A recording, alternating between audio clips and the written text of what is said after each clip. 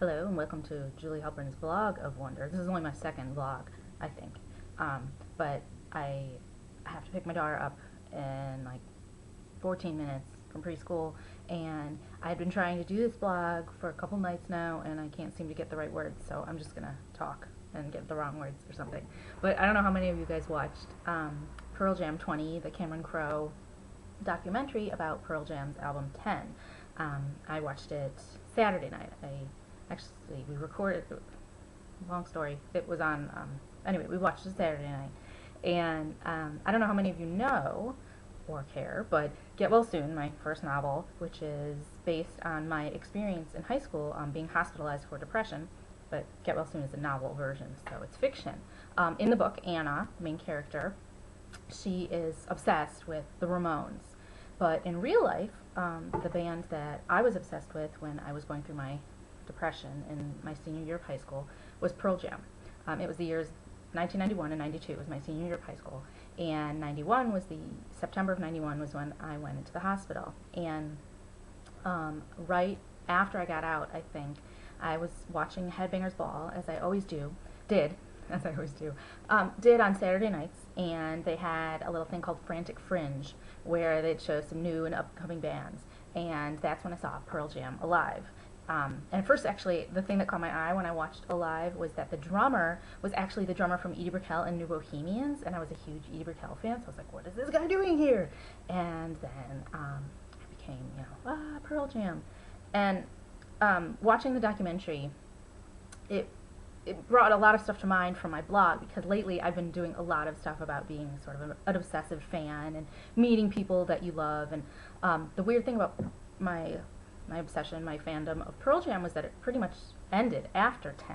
So seeing this documentary about it being 20 years later from 10 brought back a lot of thoughts. Why did I sort of stop listening to them? And I had nothing to do with the music, but really about that time in my life. And that year, the year after being hospitalized, that senior year of high school, that was rough. And I was, I was questioning authority, and I was losing the weight that I had gained, and I was still really insecure, but I was gaining a little more knowledge about who I was and what I wanted to do. But life was still really kind of very confusing, as it is, I'm sure, for a lot of teenagers, especially depressed ones. And Pearl Jam's 10 helped me through that. It was perfect, because I was listening to more metal and punk before that, which has a lot of anger, but I felt like in 10 really spoke to me because it had a lot of sadness too, and that's exactly where I was. And so in March of 92, I saw Pearl Jam at the Metro in Chicago, which was incredible because it's a small club, and it was, that was still when you could see them there. And then that summer was when Pearl Jam toured with Lollapalooza. I was getting ready to go to college, University of Wisconsin-Madison, and I was still, I don't know, I didn't know. I didn't know what life was going to be like. I still didn't really know who I was, and I don't know why I keep saying that. I think, I wrote this in my head, like, I couldn't sleep after I watched the Pearl Jam thing, and then in the shower this morning I was writing this in my head, and it was really clever and all that, but it's not as clever right now because I'm rushing, because I just, came home from Target, of course, and then I have to go pick up my daughter. So I'm rushing, but hopefully it's interesting enough, for the 3 people who read my blog. So at Lollapalooza, I was walking around, and I think this says a lot about the way I was walking around, is that I passed some guy, and I saw his shoes, and, because I didn't look at people's faces. And I, assumed that they did not look at mine, and I recognized the shoes. I walked past the guy. I was with my friends Tracy and Cedal, and I recognized the shoes. They were black Air Jordans, and I was like, wait a minute. And the walk, I kind of recognized the walk too.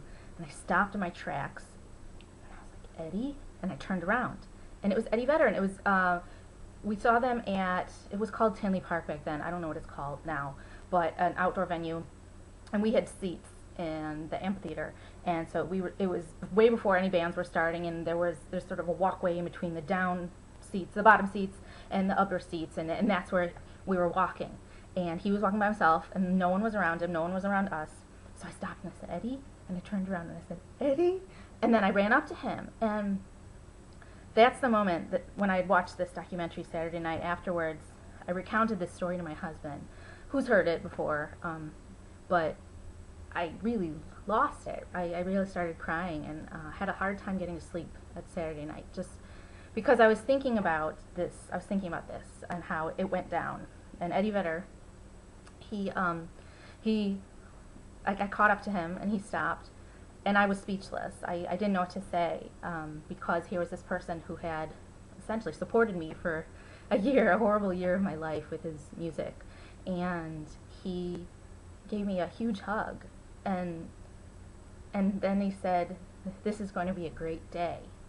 And what is so moving to me about that is, here's this guy, and he didn't have to do any of that. He didn't have to touch me. He didn't have to hug me. He could have just been like, "Do you want an autograph?" or something. And he recognized something in me, that something I needed. You know, I needed something from him. I needed for him to know I existed, and he saw me. He saw me, and then all these other people came over, and they asked him for his autograph, and I was like, "Oh, I guess I'll ask him for his autograph." And then he gave me, there was a fan that I guess they were giving out at some booth, and it said, "I'm a pro-choice fan," and had some songs that he had listed on it, like maybe his set list they were doing. And I don't even remember what he wrote it, and I don't know where that fan is. I think it's in my basement in a box, and he signed it, and he wrote my name, and then it's sort of like everybody else faded away. He was really conscious of how important that moment was to me. And, you know, I mean, I could be making that up, but I don't, he just, it was really sweet, because to no one else he did this. He kissed me on the cheek, and he walked away. And that moment changed my life. There are, you know, moments that changed my life, obviously giving birth and meeting my husband and things like that, but this was huge, because I finally felt like something good could really happen to me, and I just wanted to thank Eddie Vedder. Not that he will see this, but watching that documentary brought it all back to me, and reminded me sort of why I can't really listen to Pearl Jam and haven't listened to them much since 10, because I don't want to be back in that place of being that person I was. But I feel like Eddie Vedder changed my life and helped me become a different person, or find the person that I was supposed to be. So that is my thank you note to Eddie Vedder, and I thought I'd just do it in a vlog instead of a blog, because obviously it was a bit rambly. And yeah, so that was a very different meeting than, like, say, my meeting with a Treyu, you know. Yeah, but that was, so that was my story and my thank you note to Eddie Vedder. And I'd be curious to know if anybody else watched the documentary and what they thought. And yeah, but I have to go pick up my daughter, so ciao for now.